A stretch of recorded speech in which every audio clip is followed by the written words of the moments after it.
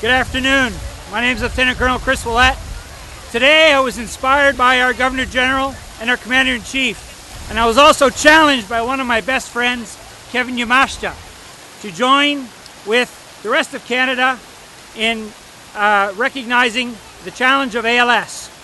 So I would like, in front of Government House here, to accept that challenge and to pass that challenge on to three groups of important people.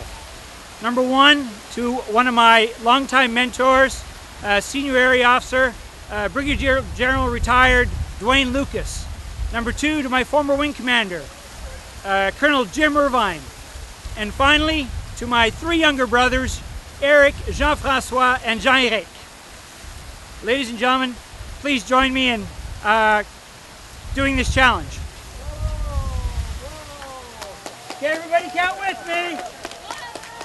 3.